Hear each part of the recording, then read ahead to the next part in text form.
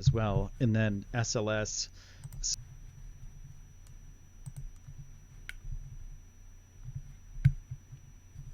Says I'm live. Oh, welcome everybody. Roderick, Paul Levi, and Michael Kahn. Good to see you guys. So, yeah, I think everything should be working. Let me double check a couple things. NASA is still silent. They're supposed to start at 4, I guess. Actually, I better refresh that just to make sure. And then if there's time, I'll fill you in on on what what they're trying to do. Okay, I'm going to change you. Oh wow. I'm just waiting myself, sorry. That's how long a refresh is taking, so it's interesting. Let's go over here. There we are. How everything around us began, from the formation of the planets to the beginning of life itself, may be locked up in these asteroids. And tonight, a spacecraft from Earth is going to touch one, bring back a sample, and prepare the long journey back to Earth where we can analyze it. Welcome, everyone. I'm Michelle Fowler from NASA's Goddard Space Flight Center, and thank you for joining us. I'm speaking to you live from the mission support area at the Lockheed Martin Space in Littleton, Colorado. As you can see, I'm struggling with my mask here a little bit. Stop We're touching your the face. sample collection for NASA's OSIRIS-REx mission. This is an operation referred to appropriately as TAG. Now, remember that this is a historic event. Today's endeavor will be the first time the space agency has ever touched the surface of an asteroid, collecting a sample of this pristine ancient material, a scientific treasure far more precious than gold. Joining me throughout the show will be the principal investigator of the OSIRIS-REx mission, Dante Loretta. Welcome, Dante. Thank you, Michelle. It's really great to be here today. I'm a professor at the University of Arizona, and I have the honor and the privilege of leading this amazing mission for NASA and really for the world. It's pretty amazing. So now the main event is happening in about an hour. And this is called TAG. Can you explain to us a bit why it's called TAG? Yeah, today we're tagging an asteroid, and TAG is an acronym that describes our sample collection strategy. We're going to send the spacecraft down for a short duration contact with the asteroid surface, anywhere between 5 and maybe as long as 15 seconds. So we call it a touch and go, or tag an asteroid. And it actually is almost sort of like a quick touch, a tag. It's a very good way of putting it. Exactly. Yeah, absolutely. So there's lots of asteroids out there. We talked about the fact that there are a couple million. So why have we selected this particular one to sample? Yeah, the target of our mission is called Asteroid Bennu. And when we were designing the mission, we had to consider both engineering constraints and, of course, our science objectives. And when we looked at the capabilities of our spacecraft, we knew we needed to go what was called a near-Earth asteroid. So we were basically looking at its orbital properties and its location within the solar system. We needed an object whose orbit was pretty similar to the Earth so that we could launch off of our planet, rendezvous and spend some time at the asteroid, and then leave and bring this precious scientific cargo back to Earth. Absolutely. And then from the science perspective, we're really answering some fundamental questions. Why are we here? Why is Earth a habitable planet? How did the origin of life occur? So we wanted an asteroid that we thought was rich in water, that may have brought the oceans to our planet, and also rich in carbon. We're looking for the organic seeds of life that may have led to evolution as we know it today. And this is really an amazing point, our connection to these asteroids. So what you're saying is that some of the organic compounds in my body, some of the water in my body right now, may originally have come from asteroids. Almost certainly. The Earth was accreted from these asteroids. Bennu is a remnant that survived that process, but it's the geologic history of our solar system that's locked inside this body. Absolutely. I just had to add there are many other asteroids like Bennu in the solar system, and of course there are some that are even larger. Over the last decade, look at her struggling with her mask. Look at her nose is all bunched up against it. It's funny. We'll pause. We're gonna watch. Jesus Computer Freak asks, "Why are we here?" Let me. We're here because these people actually believe that they are going to live stream today their satellite that's orbiting an asteroid called Bennu, which is also false deity, but they're gonna do what they call a tag, touch and go. They're gonna land or go down to the asteroid, to the surface of it, and they're going to grab a sample. Just grab a sample real quick, and then they're gonna take off, and we get to experience it with them live. So I thought it would be entertaining. So yeah, let's hear what they got to say. She said it's in about an hour, though. I don't know if I'm gonna last that long. We'll see. I might put some funny things on the screen to be entertaining, or yeah, I will. Actually, I should. Welcome everyone. It's awesome to see you guys. Thank you for hanging out. Definitely, thank you for hanging out. All right, back to the volume. The idea of planetary defense isn't just an intellectual exercise. It's something that NASA takes very seriously. A little later in the broadcast, we're going to talk with some people more about protecting the planet from surprise visitors from space. So back to Bennu. We have a lot of exciting stuff to share with you about this tag operation, from how it works to why this overall mission matters so much. And you can be part of this too by joining us on our social media platforms.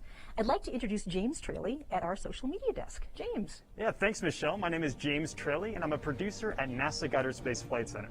And today, I'm joining you on social media to share the excitement of the OSIRIS-REx mission and this incredible sample collection event at Asteroid Bennu. To join us today, you can use the hashtag #BennuAndBack on Instagram, Facebook, and Twitter to join the conversation and share the excitement with all of us here. You can also follow the mission's Twitter account at OSIRIS-REx for live updates as we make our tag attempt. We actually have a poll going on at this Twitter right now, where we're asking you, how much sample do you think OSIRIS-REx will pick up at Bennu today? I'll check back in with you in a little bit for the results, but for now, back to you, Michelle. Thanks, James. Okay, so right behind me is the MSA, the Mission Support Area for OSIRIS-REx. And today it is filled with very excited people, the scientists, engineers, and technical specialists who've worked on this mission, in some cases, for more than a decade. So back there is Gary Napier from Lockheed Martin. He's right in the middle of it all. So Gary, what's the feeling in the room? Michelle, like you said, I am just right behind you, about 20 feet. We're here in the larger Lockheed Martin Mission Support Area, where we're operating 6 of NASA's spacecraft around the solar system, 4 of them at Mars, 1 of them at Jupiter, and this one right here, OSIRIS-REx. We're going to take you into the operations center here at OSIRIS-REx. This is where the flight team is right now. The controllers are already on board. We've heard some good call-outs right now. And in a little while, we're going to come in here and talk to some of them and see how things are going. It's looking really good right now. Back to you, Michelle. Thanks, Gary. I can't hear what he's right saying. Now, we have to acknowledge something, that this is a bit of an unusual broadcast. We're dealing with some pretty big challenges tonight because we're doing this all in the midst of a pandemic. So you'll notice that I'm wearing a mask. I've certainly never hosted an event wearing a mask before. Forgive me if I struggled with it a little bit tonight. Make sure that it's in the right position. And when we interview people, you'll notice that we'll be standing farther away than normal. And also, I'm going to stay right here. Normally I might be back in the mission support area, but I'm not allowed to go back there. I'm isolated from them. So it's amazing that with the incredible operation going on at Bennu tonight, and the people all around me who've been working on this for years to make this a success, we still have to deal with the challenges of COVID-19. And so, tonight our attention is going to be on this wonderful event, actually sampling an asteroid. And, that's incredibly adventurous, it's very happy, but we're going to remember to actually take care of each other. We can't forget that. So please bear with us today as we are working with our masks and trying to do this the best way we can. Okay, so Dante, give us a chance now, give us sort of an idea about how the engineers back there are actually flying OSIRIS-REx. So it's important to understand that the spacecraft is actually literally on the other side of the solar system, over 200 million miles away from the Earth. So any signal that we were to transmit here would take over 18.5 minutes to reach the spacecraft. So when we get these signals back, we're actually seeing things that happened in the past at the asteroid. As a result, we have to have a very smart spacecraft. It has to make its own guidance calculations and make its own decisions. And in fact, instead of getting high data back, we're only getting a very low data rate, what we call breadcrumbs, just key pieces of information from the spacecraft that tell us when key events have taken place in the tag sequence. OSIRIS has processed its next image. Position uncertainty is 0.9 meters. So that's an example of the kind of information that we're getting back from the spacecraft. It's got its onboard natural feature tracking system, which we're going to hear a lot more about today. Absolutely, yeah. All right, so I guess after that, we are dealing with, actually the tag event itself, but I understand that we're not going to be able to see images tonight in real time, that we have to wait a while. Why is that? The images take a lot of data to bring back to the bring back from the spacecraft to the Earth. And since we're on that low data rate, what we're using today is this real-time simulation that we've put together. So what we're seeing here, and we'll be referring to this throughout the broadcast tonight, this isn't any kind of real information from outer space. This is what we expect the spacecraft to be doing. So it'll let us know when key events are programmed to take place on the spacecraft and to be received back on Earth. There may be some lags in communication, but this is going to really help us visualize what's actually happening at Asteroid Bennu. So when will we expect those first images? So everything's going to play out at this very low data rate through most of the broadcast today, and then the spacecraft has to back away from the asteroid surface, it has to cool off, it has to get back on its solar arrays, and then it's going to turn that high-gain antenna to the Earth this evening, and we expect images to be coming in overnight, and we hope to have some great information for everybody by tomorrow. So what is this then? Is this is not an image then? So at this point, shut up, NASA. Okay, or Michelle. Okay, you guys, do you guys get what they're even saying there? Okay, we don't get to have any images today. It's a real-time simulation. There you go, David. David just said it. Real-time simulation. Wow, exciting. That's so funny. Look at the mask thing. There's something wrong with that, and I can't tell you what in words what's wrong with it. But I've talked with a couple people about it, and there's one way to think about. Okay. I had a comment. I should actually find this comment. I had a comment on my channel, on a video, about someone was saying, that we weren't born with clothes on. Because I said we weren't born wearing masks. We weren't born with a mask on our face. So we weren't born with clothes on either, but you wear clothes. And that's a good point, right? But then I'd put it this way. I'm 43. I've lived 43 years in a row without wearing a mask or without fearing that everyone's carrying germs around that are going to kill me. That's just a thing that just started. Oh, it says I have 0 viewers. I wonder if there's... It says I have an excellent connection, so hopefully I do. Okay, see these images? What is this? It's obviously not real. So I'll probably be able to end this early anyway, because these people are so ridiculous. They're not going to show us anything live. They're not going to... That's kind of why I had the live stream, because I'm like, this ought to be good. Look at her nose. She's all frustrated. Let's listen to her be frustrated. And we are bringing you live coverage of our attempt to collect a sample from the asteroid Bennu. Now, OSIRIS-REx is a one-of-a-kind spacecraft with an extraordinary team of engineers and scientists charting... I hope she passes out. It was launched on September 8th, 2016. The vehicle has traveled over 2.2 billion miles on a complex route to reach Bennu. It's scheduled to deliver its precious cargo back to Earth in 2023. So now let's take a closer look at OSIRIS-REx. Over 200 million miles away from Earth, NASA's OSIRIS-REx spacecraft is preparing for an ambitious sample collection attempt at asteroid Bennu.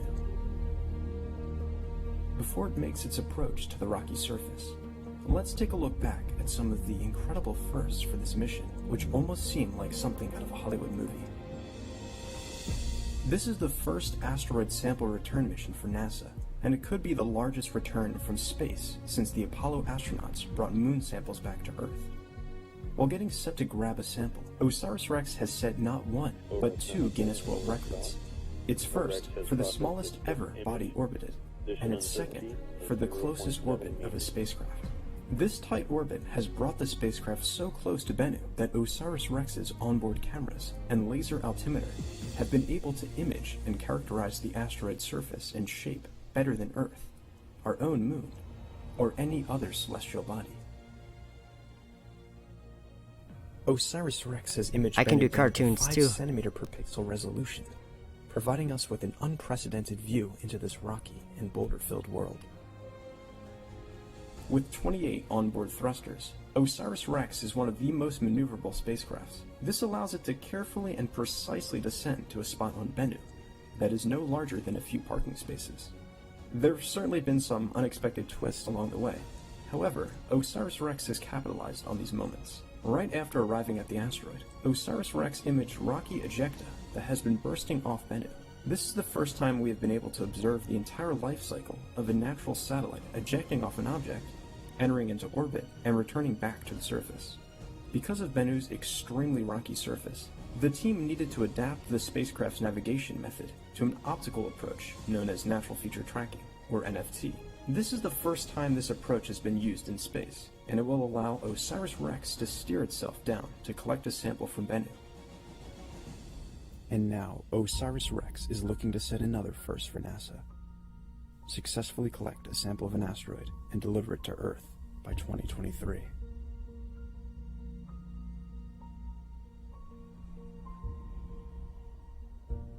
Welcome back.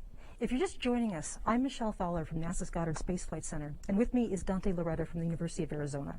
And you are here with us on a historic evening. It will be NASA's first sample return from an asteroid, the attempt to actually sample the asteroid Bennu. The spacecraft OSIRIS-REx is descending toward Bennu right now to take a sample and return it back to Earth. So Dante, let's talk more about this real-time simulation that we're looking at. Yeah, it's been an exciting day already, Michelle. We're well over 3 hours into the tag sequence, which is the pre-programmed set of commands that are already on the spacecraft. Earlier, we departed our orbit around the asteroid, so we're flying over the sunlit side of the asteroid, taking images for the onboard guidance system called natural feature tracking. A couple other key events that have taken place already is the spacecraft has deployed its robotic TAGSAM sampling arm, so the arm is ready, in position to collect that sample. And we've turned on and started collecting science data from one of our science instruments, the OTIS thermal emission spectrometer. The spacecraft has already moved into its second natural feature tracking attitude and is getting onboard positional updates as we speak.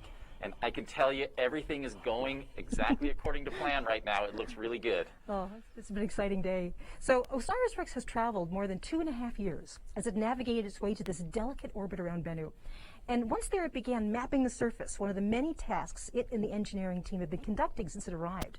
And there have been some... What a joke. challenges Sorry guys, too, I'm having some correct? fun in the background Absolutely. here. I'm trying to get some stuff up on the science screen. return from OSIRIS-REx Super fun. has been phenomenal and rewritten a lot of things about what we know about asteroids. I'm going to talk really about 3 of some of the most interesting results for me. First off, we learned literally about 1 week after getting into orbit that Beware Bennu is of what we NASA. call an active asteroid. It is ejecting particles from its surface. These particles are coming off at relatively low velocities for the most part. They're actually going into orbit, spiraling around the asteroid, providing some excellent science, allowing us to map out the gravity field of this small body at an unprecedented detail, way beyond what we expected to do. The other thing that we saw right away as we were approaching is that there was some generally dark black surface as expected, but there were these really bright boulders that were shining like beacons to us. And as we trained our science instruments on there and characterized their mineralogy, we were actually able to link them to another asteroid called Vesta, one of the largest asteroids in the solar system, and actually the target of NASA's Dawn spacecraft, which did a phenomenal job characterizing this target. And this just shows you that these asteroids are exchanging pieces back and forth as they collide into each other and shoot their particles off into space.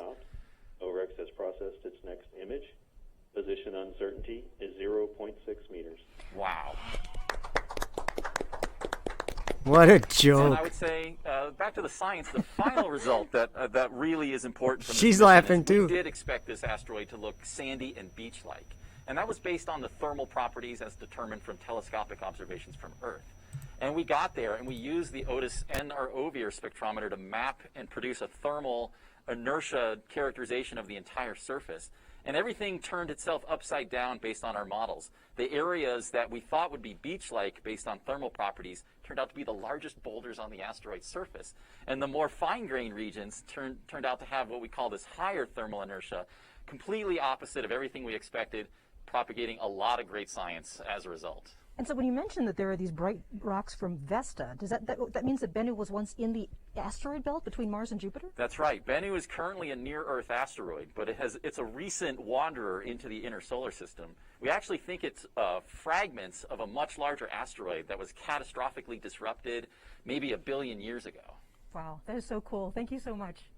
Okay, now as challenging as it is actually getting to Bennu, capturing a sample of the asteroid is something else entirely. And the team needed to develop this remarkable system. The OSIRIS-REx mission has been in development for almost 20 years, with the engineers and scientists developing new technologies and strategies to accomplish something that's honestly never been done before. And this is particularly challenging because Bennu has such a weak gravity field. So when you think about going into orbit around something, how do you orbit something where the gravity can't grab you and actually push you into orbit? It's all about flying the spacecraft. It's also very difficult to take a sample in a very low gravity environment. So thankfully, we have the mastermind behind the device that's going to take the sample tonight, Lockheed Martin's Bo Bierhaus. Welcome, Bo. Thank you, Michelle. It's great to be here. Okay, so let's talk a bit about why working in this low gravity environment makes it tough to get a sample, because you might think sort of at first you could just take like a robotic claw or a robotic arm and scoop something up, but that's not going to work in these conditions. That's exactly right. The microgravity of Bennu provides a challenge of sampling that we don't normally face on Earth.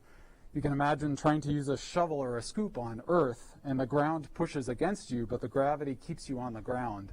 On Bennu, the surface gravity is thousands of times lower than on Earth, so if you pushed a shovel or a scoop into the ground, you'd push yourself right off the surface.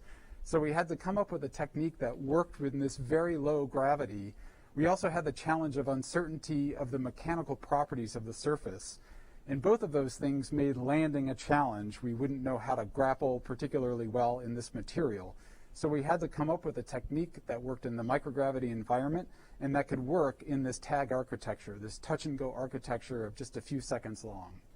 Now, I understand you have brought some models with you, both of the spacecraft and of the instrument that will be taking the samples. So show us what you've got here. That's exactly right. So this is a scale model of the spacecraft. The arm is extended in the sampling position. Partway down the arm, you can see 3 gas bottles. We'll use one of them today. This has high pressure nitrogen gas, which passes down the arm into the TAGSAM head itself. And here I have actually a full-scale TAGSAM. It's actually a device that we used for collection testing on Earth. The gas comes down. I don't have the tubing here to show you, but the gas comes down to the center of the TAGSAM, is split into 2, and passes underneath the head. There is now a high-pressure bubble of gas underneath the head that is mobilizing material, much like wind blows dirt on a dusty day on the Earth. And we're surrounded by the vacuum of space. So the gas there's a high-pressure gas underneath TAGSAM, and it will escape into the low-pressure environment of the vacuum of space surrounding it. And it does so through this screen around the entire perimeter of the TAGSAM head itself. But while the gas can escape, the screen traps the material safely inside. It's one of these sort of brilliant things about engineering for space is to have things that are really, really rigorously built and they can't break easily. And so there aren't even any moving parts here, and you're using the vacuum of space itself to provide the pressure to collect the sample. That's exactly right. When we were first designing this device many years ago, we were thinking we wanted to keep it as simple and as robust and as foolproof as possible. We didn't want any mechanisms, we didn't want any electrical devices. The entire collection is driven by the dynamics of the gas itself. So once the gas is released from the bottle and travels down the arm, the gas does all the work. That's so cool. So what size particles are we talking about collecting here? Well, TAGSAM is designed to collect 2-centimeter particles, and I have some examples here to show you. So this is a 2-centimeter sphere. It's about the same diameter as a nickel. But of course, most geologic materials aren't actually perfect spheres. Most geologic materials are irregularly shaped. OSIRIS has processed its next image. Position uncertainty is 0.5 meters. Oh, that is fantastic. Excellent. Golf clap. So we're going where we need to go to get this material. All right. So most Sorry, geologic guys. material is irregularly. I'm taking a recess from my fun that I'm having. What in the world, you guys? So that rock came out of that dude's rock bed. It's from Earth. But he's imagining something else, I think.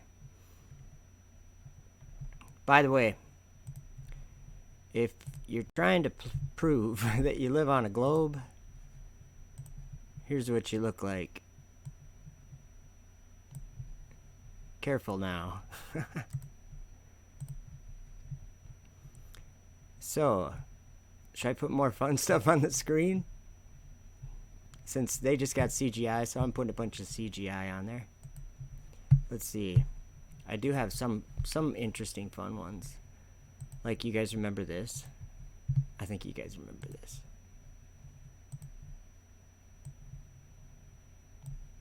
I made that. I'll let you watch it for a second.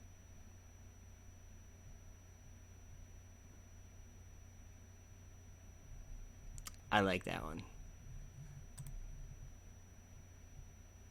The world's different. Look at these freaks. Sorry, I won't wear one of those. Oh, here. I like this one too. I made this one too.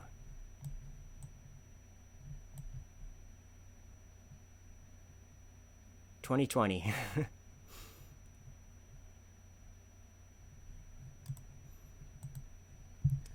So, I'm just letting you guys watch me play with my computer. Because it's so boring. Look, I can't hear what they're saying anyway. I read lips, I guess. Kermit might have something to say about this. Maybe not. Oh, yep, he does. Okay, back to NASA broadcasting. Yeah, absolutely. So this is the amazing OSIRIS team. You can see all of our subsystems here on console, monitoring their telemetry. Like you mentioned, we can't have everybody in here. We do have many team members supporting from other conference rooms in the building and some even from home. So let's talk about a couple of the positions we have in the room. In the back corner over there is Dale Howell. Dale is our tag phase lead. You've been hearing his voice calling out events as they complete on board the spacecraft. Here in the center area, we have Curtis Miller. Curtis is our NFT lead. He is watching natural feature tracking, and that is how we are navigating to the surface of Bennu today. So he is watching how NFT is performing, how many features we're matching, and how that system is working. So I know natural feature tracking, like you're saying, is kind of keeping an eye on telling us where we're going, and I know we're going to get into that a little bit later in the show. But also it's important just to stay in communications with the spacecraft. So what about comms? Yeah, absolutely. So right behind me here is Sierra Gonzalez. She's our real-time operator, or our ACE. She is working with our Deep Space Network partners. Currently, we're on a station in Goldstone and in Canberra, making sure we maintain our comm link. And our comm link is only 40 bits per second, so we're just bringing down that key information, but Sierra's here to make sure we keep that link going and our station operators informed. And right next to her is Estelle Church, and Estelle is our systems coordinator for this event. She's built all the command products that are executing. She's keeping an eye on how everything is progressing on board the spacecraft, talking to all of our subsystems here in the room, and making sure things are going just as planned. Very good. I know you yourself have actually been on this project for quite a while, even back to development. I mean, how are you feeling tonight? No, actually, I'm excited. I feel like we've done everything we can to make this successful, and I've been on this mission for 7 years, so I've watched it go from a spacecraft on paper to being built in our high bay to launch and everything here. And yeah, I'm excited. My kids were excited this morning, and we are ready. Right on. That's so. They ain't gonna see a thing. She's excited. For 7 years she's been working on this, and she's never seen anything and won't. That's pretty sad. Pretty sad. Don't worry, I'm getting a video ready. I have to find it though, so. Especially after every call out from Dale. And right on cue. OSIRIS is slewing to the tag attitude, the third and final natural feature tracking attitude. All right, so we're inching ever so closer down to the surface of Bennu. But today we also want to hear from you. So you can check in on live updates at our Twitter account at OSIRIS-REx, or using that hashtag to Bennu and back across social media to get in on the conversation. Quit playing with your In the mask. meantime, a question I had when I first started covering the mission is, how do you even begin to prepare for a mission of this scale? I mean, when I first heard about OSIRIS-REx, it really seemed like something out of a big budget movie. But this is a reality. We're actually going to be trying to sample on an asteroid. To put things into perspective for you, Bennu is about the size of the Empire State Building. That's really small for an object and makes it exceptionally challenging for us to orbit something with such a weak gravity field. And that sample site we're going for today, Nightingale, it's just a few meters in width, which is about the size of a few parking spaces. So just take a step back for a second and put yourself in the shoes of some of those engineers on this mission. And imagine trying to park a spacecraft on an asteroid 200 million miles away in a space no larger than a few parking spots. Wait, here we go. We'll come back to NASA. Imagine also the President of the United States, people. Uh-oh, no sound. Sorry. I said, let me take it. It was... So, I just want to say, I heard about this drug. I said, let me take it. It was my suggestion. I said, let me take it. And it was incredible. Drugs, but the FDA is approving things in a matter of weeks. It used to take a matter of years. I heard about this drug, and it was like unbelievable. Drugs, and within a very short period of time, they gave me drugs and other things too, but I think this was the key. We have a very similar drug, and we're trying to get them. I think we're going to work it so that you get them, and you're going to get them free. We have hundreds of thousands of drugs that are just about ready. Drugs that nobody even thought of. Drugs that help a lot, but these, I view these, and now they call them drugs. So I want to get these drugs, so we have to get them. We have to get them. Much more important to me than the vaccine. The FDA has acted as quickly as they've ever acted in history. Drugs, no president's ever pushed them like I pushed them either, to be honest with you. So we have these drugs because I feel great. I feel like perfect.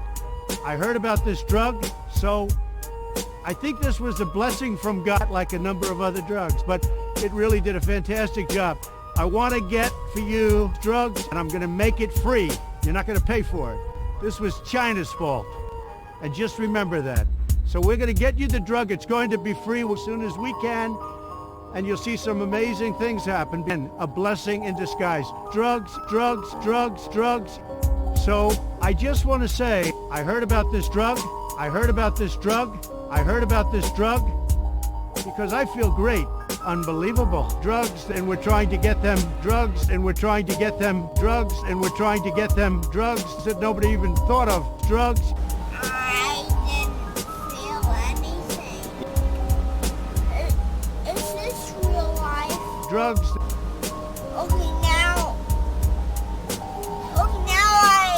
Drugs that nobody even thought of.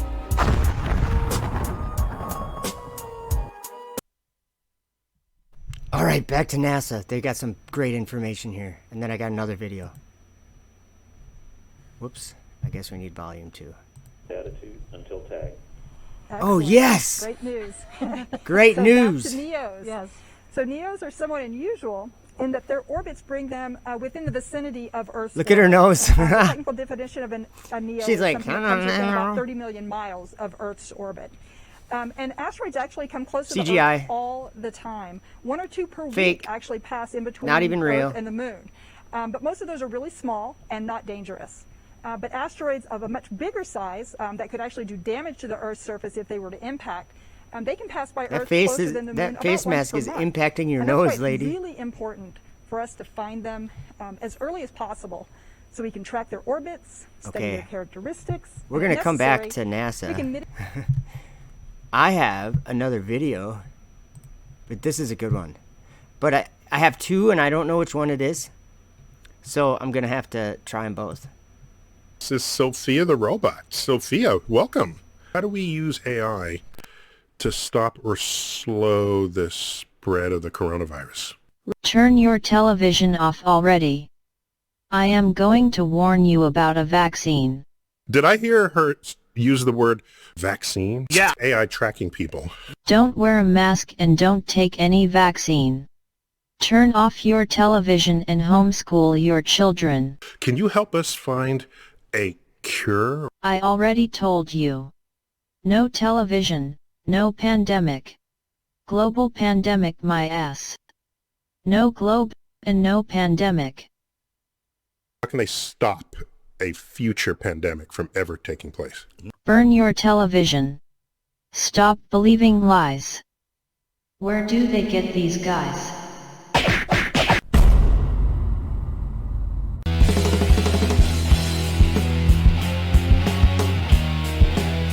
That are clustered in 2 groups that lead and trail in Jupiter's orbit due to a balancing act of the pull of both Jupiter's and the Sun's gravity on them. NASA has a mission to those Trojan asteroids called Lucy. It's going to launch next fall, about a year from now. And yeah, it's going to Sophia go is visit smart several of these Trojan when she's on my asteroids. channel.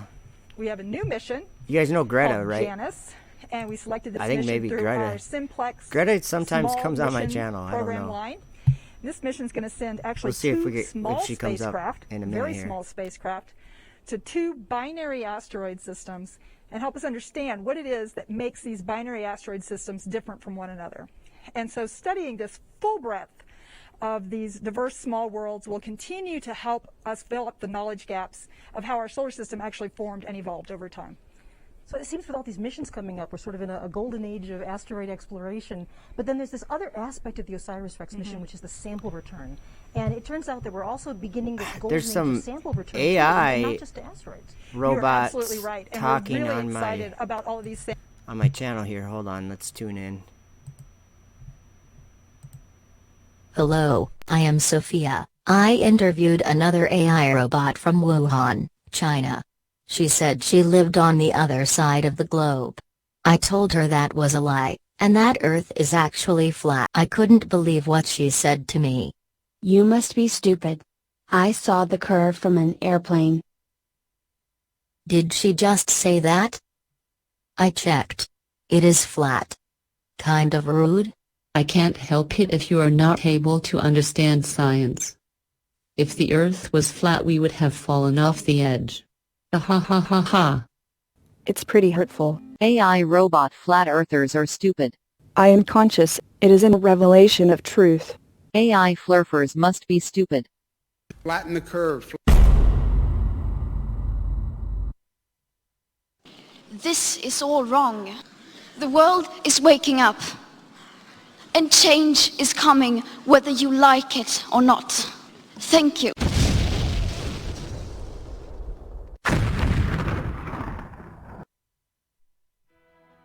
Just as the United States was the first nation to reach the moon in the 20th century, so too will we be the first nation to return astronauts to the moon in the 21st century. Well, how do you plan to get there? In this trash can? We're dreaming big. Well, now I've seen everything. And it'll get more and more obvious as you go along. Come and play. Everything's A-okay.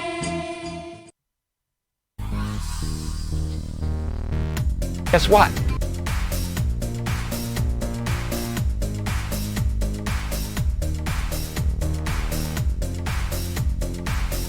That is real science.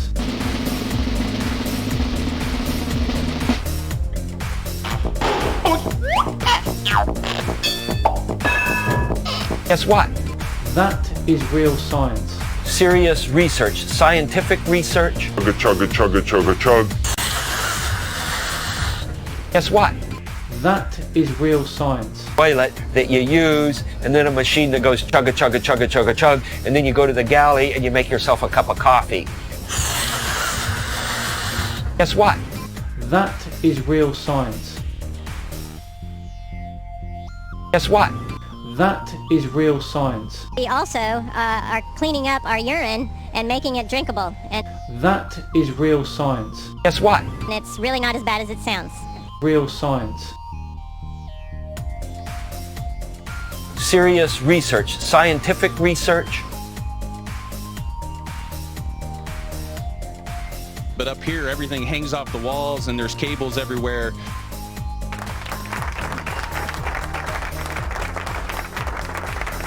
Real science.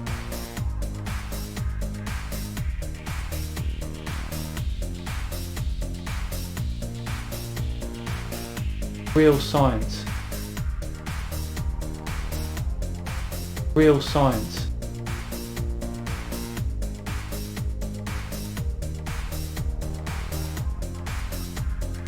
real science. So if you found this video interesting at all, be sure to hit that thumbs up and leave a comment below.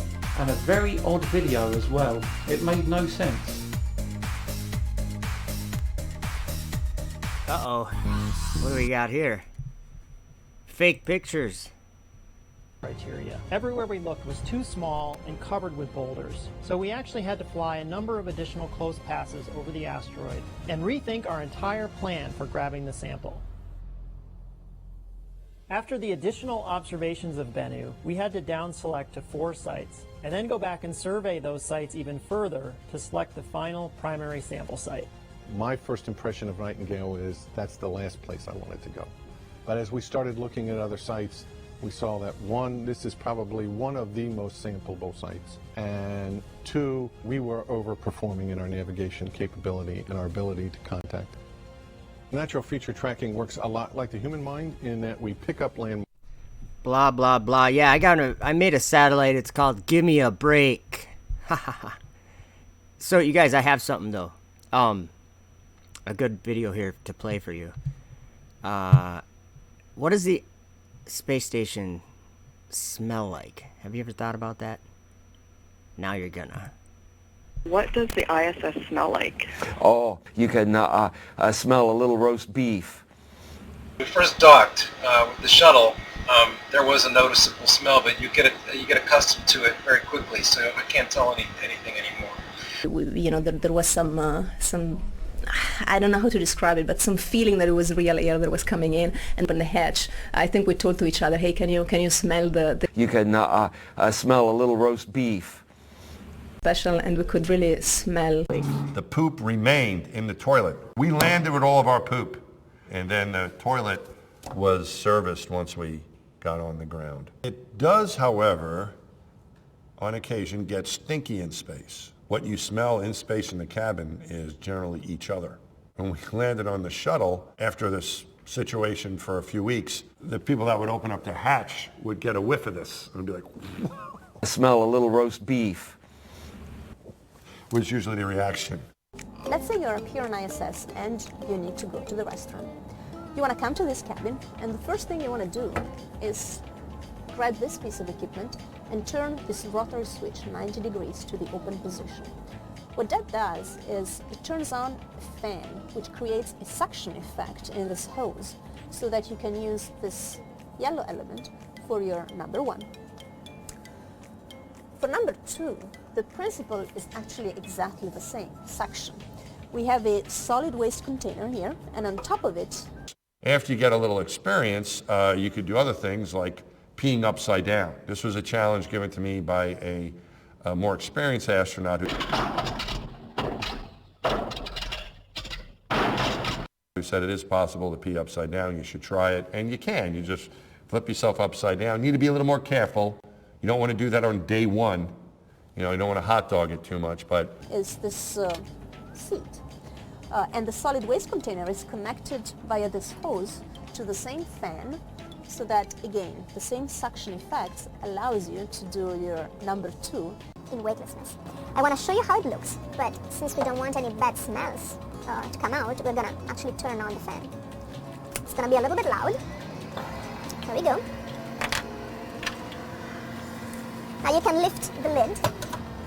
There is this seat that sort of looks comfortable, but you don't really sit in weightlessness. So most of us actually prefer to lift this one as well and use directly the opening that goes into the bag. And in fact, there is a bag in there. It looks like this. And when we are done with our business, we close the bag and we push it down into the solid waste container. And then, of course, as a courtesy to the next person, we put a new fresh bag inside. The solid waste container gets changed when it's full, which is roughly every 10 days for a crew of 3 people using it. This one, for example, was installed on the 61st day of this year. Okay, so where does the pee go if you do it in the spacecraft? In the spacecraft, it's collected and then dumped, as he described. And you would want to see the urine dump was cool. because you would dump it and it would crystallize and the sun would shine on it, and it was really Beautiful. fun. It was something. I can't believe I'm having a conversation. Yeah. A beautiful frozen pea in space. A urine dump. Yeah. Hey, everybody, it's a urine dump. Hey, it's a urine dump. And we, before you hit the switch, I wouldn't go to the window and watch. That's it. So you're telling me your pea was orbiting the Earth? Apparently, yes. I never thought of it that way, but yes, for a little bit until it crystallized, it kind of disappears. No, then it would re-enter the atmosphere. Yes. Well. Yes. Yes. Okay, yes. I peed on everybody. You peed on Earth. Yes, I guess oh, so. my gosh. Now the secret's out. That's it. It is possible to pee upside down, which is kind of cool. And it is treated, and it is reused. So as my friend Don Pettit says, today's coffee is tomorrow's coffee. As you're sitting on this thing, but your butt could still come off the back of it, and that's not good. So in order to keep your butt on the toilet seat, we had these two little arms that would press you into the seat. Actually, to help myself get the right position, as I put my arms up like this, like I was riding a chopper. I thought of Peter Fonda in a movie called Easy Rider. That was a good alignment for me. The poop remained in the toilet. The more experienced recovery technicians would know that ahead of time and be prepared for it. Probably roughly around day 71, we will have to change it again. But urine gets recycled. So sorry, I'm having a little technical difficulties. The pretty complicated hydraulic equipment that is behind. And then Greta and makes the showed up use of the again, space possible. interrupting everything. Whoops. This is all wrong. I shouldn't be up here. How dare you pretend? How dare you? You have stolen my dreams and my childhood with your empty words. Live with the consequences. How dare you?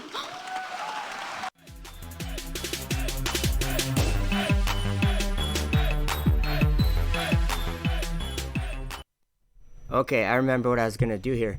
Let's check NASA out. Just make sure we got what we're looking for here. Whoops, I gotta give you some volume. Is kind of a different flavor of unexpected situations. So we're going to deal about that. Okay, so now let's talk more about the challenges of TAG that we introduced in the video segment. So Corley.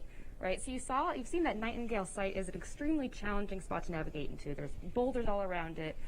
This is totally different than how we originally designed the system to target a 50-meter diameter area. Nightingale is 10 times smaller than that. So it required the whole team to rethink how to safely navigate into the contact with the surface, and we had to come up with some new ideas. Yeah, so the original navigation approach used LiDAR, or laser-based navigation, to take us to the Nightingale crater, but when we saw what Bennu looked like, we realized Greta's knocking again. vision-based approach, and that's what she wants. System that you've been hearing about. How did I end up on the Effed Up Well TV channel? I didn't sign up for this. Learning how to navigate around Bennu using optical navigation. She didn't sign up for this. Very similar to what NFT is doing on board the spacecraft today. So Kinetics worked with scientists and the Lockheed Martin NFTs team to map the surface of Bennu. OSIRIS has processed its next image. Position uncertainty is 0.5 meters. Oh, 0.5. What a beautiful number. So we mapped the surface of Bennu to unprecedented. Oh, I can't handle it, you guys. Meters per pixel, which is better than what we've done on our own. So it was a huge Herculean effort to get to this point where we're comfortable handing the maps and the keys over to the spacecraft to get us. I can't handle it, guys.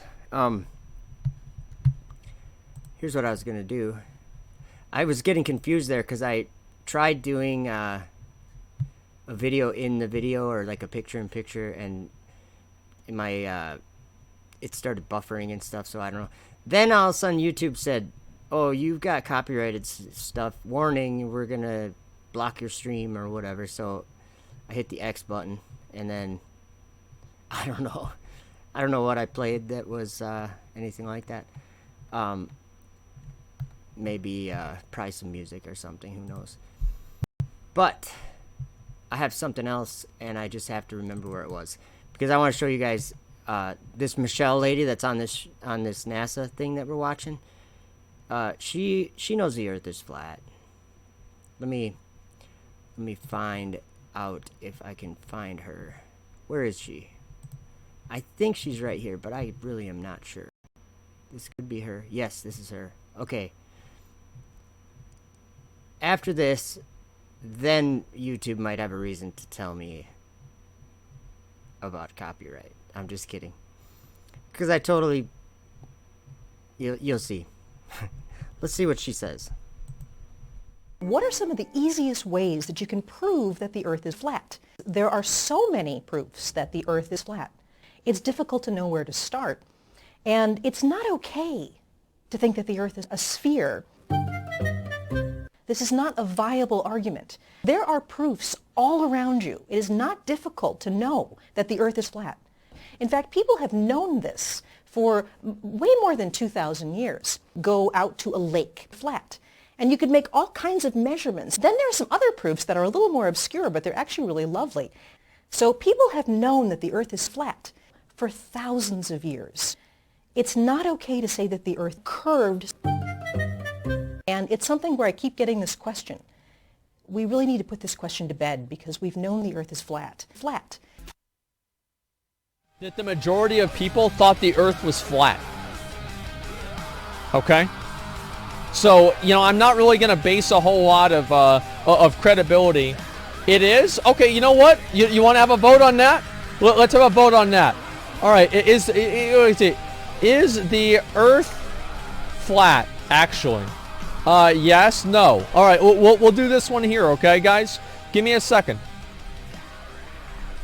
There you go.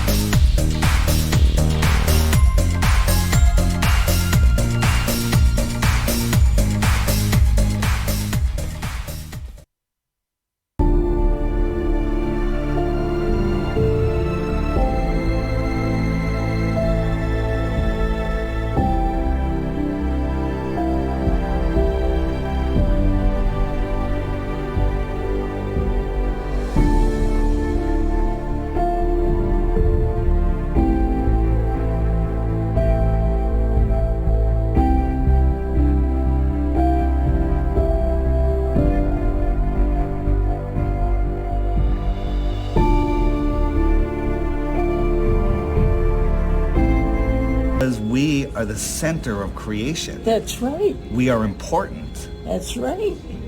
We are here. We are God's children. It makes me feel better. It makes me feel alive. I feel better about it. Because I believe in God. I trust God.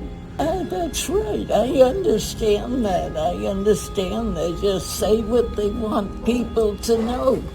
They don't care about the Bible. They don't care about life. They only care about I, me, myself, and I. It's a different world. So I pray every night before I go to bed. And one night things weren't happening right.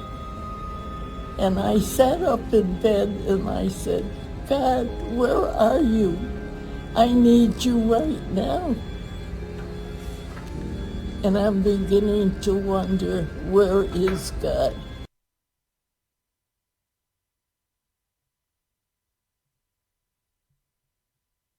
God's right above us in the clouds. The heavens are right here. There's just this world. Oh, it's such a lie. I woke up. Yes. So knowing this is going to free your heart. Cry. Yeah, that's okay. It makes me cry. Happiness. Yes. Tears of joy. Yes. I know that we were true, and they're hiding us. It's good. It's very good. Yes. All right. I'm awake. Yes. I'm awake. All right. Thank you so much. That's my pleasure. All right. It's my pleasure to know that it's true. It is absolutely true. Oh, it's amazing. Here's the... No, I believe it. I believe it. Yeah. So good, right? I'm glad we met. I'm so happy. That's awesome. That's awesome. It's right. Thank you. I'm amazed. I'm so happy to know it's true. It's true, and God created this world. And He's right here in the clouds above, close, not in an infinite universe. So good, right? And I can't get over it. It made me cry. Made me cry too. Yeah. Thank you. Thank you. All right, Ruth, give me a hug. Here we go. I need it. God bless David Weiss. That guy's awesome. What an awesome guy. I have more videos, guys. This NASA video, it's just completely makes me ill, actually. Makes me sick. But this one here is on a little bit more of a serious note. A little bit. Oh wait, something just started working in my videos that didn't work before. Check this out. I think that when they go into space, that they're going into like complete deception. They're going to, like, they don't even believe it's real. Check this out. The entire experience is actually very surreal. First, you're launched on a rocket. You're pulling G's, you're going out of the atmosphere, you're looking at the Earth for the first time, you're floating, everything is different, and it just is all just such a different experience that everything just floats. And sometimes that is really difficult to believe that it could actually be true. it almost doesn't seem real. It's so amazing and such an incredible feeling that it's difficult to believe sometimes that it's actually happening. It almost doesn't seem real. In fact, when I did my space shuttle flight for 2 weeks in 2008, when I got back, you could have convinced me I never went. Difficult to believe that it could actually be true. You could have convinced me I never went. This experience is so unusual and so different than anything you've ever done in your life. You know, it was a movie. I didn't think that it would actually come true. That it's hard to grasp it all. They over-dramatize things. I'll tell you, it is still difficult to believe that this is happening. I came back and my memories were there, but it almost didn't seem real. In the large swimming pool. And believing that it could happen. That it's hard to grasp it all. How insignificant really we are as humans. It almost didn't seem real. I think we tend to... The actors overreact to situations. It just keeps getting better and better.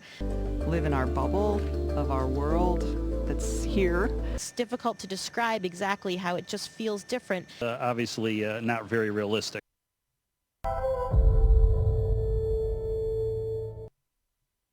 Jim Bridenstine.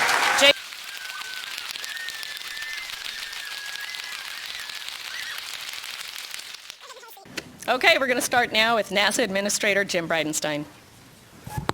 As the NASA administrator, this was my first time to be in the room when something like this happened. I've watched it on TV, but really for the first time to be in the room when the data stops and to know how quiet it gets. I mean, it gets really, really quiet. You can't do justice on television with that degree of quietness. And then, of course, once the data comes back, the elation. What an amazing day for me and, of course, the entire NASA team. We're extremely grateful. This was seen on television all around the world. It wasn't just the American leadership that saw it on television. With leaders from all around the world saw it on television. And, of course, populations from all around the world will see it on television, in the newspapers tomorrow morning, and, of course, in social media today, online, in the newspapers. So what an amazing day for our country. But it's not just people all around the world that will see it on television. In fact, people off the world have seen it on television, and they have some things they'd like to say. It was really something. Got some goosebumps down here watching the coverage. On TV. I can't wait to start seeing Mars quakes. On television. We're getting temperature flux data coming out of our HPQ. That's going to be truly amazing. On television. This is really the first time I've sat down since we landed. On TV. I probably can't sit down much longer, so I'm going to stop talking or I'm going to start jumping up and down again. So Bruce Bannard is our principal investigator. We have been working together for the last 7 years to make this a reality. On TV. I'm looking at this image from InSight. On TV. So we thank you for all of your excitement. We thank everybody who helped out in the Marco project, and we look forward to all the science yet to come. On television. Thank you. I had the privilege to watch On television. the landing with our science and instrument teams on InSight, so it was amazing watching On TV. with the scientists and the engineers that have devoted many years of their life to watching InSight land and On television. see it actually land successfully. On TV. And now that we're on the surface of Mars, we have a lot of work to go. So now that we've landed, we start an initial assessment phase. So the first thing we'll do is assess the health of our spacecraft. On television. And then the health of the instruments that went with us. And then look at our landing site. On TV. And now we want to look at it in more detail. On television. We're really looking forward to that. All right, guys. We're going to end with a song. Oh, wait, what's this on the screen? All right. We're going to end with a little song sung by our favorite scientismists. There are proofs all around you. We've known for thousands of years. Way more than 2,000 years. To recognize For thousands of years. how we doing. We knew more about the outer solar system in 2001 than the film did. This is all wrong. The world is flat. How we doing?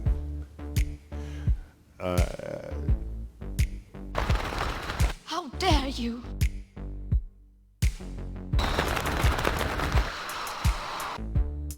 The Earth is flat. Oh, yeah, that would be disastrous. I'd go to the moon in a nanosecond. I'd like to go to Mars very quickly. But we destroyed that technology. How we doing? It would kill everyone on Earth.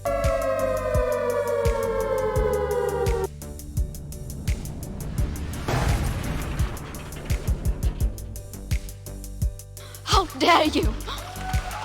The Earth is flat. We just discussed that. You have stolen my dreams and my childhood. But we are all standing under a glass ceiling right now.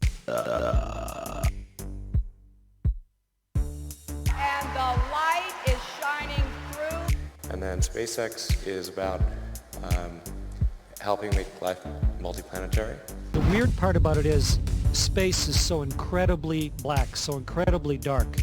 It's a bottomless pit, bottomless pit, bottomless pit. To continue the dream of Apollo.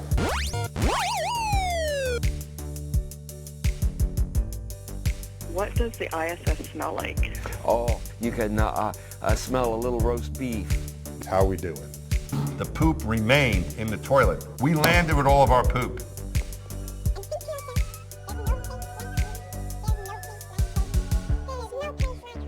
There's no place like space. There's no place like space. There's no place like... Station, this is your president. Do you hear me? Everything just floats. And sometimes that is really difficult to believe that it could actually be true. In this abyss of darkness. Blackness of darkness forever. You know, it was a movie. I didn't think that it would actually come true. I'll tell you, it is still difficult to believe that this is happening.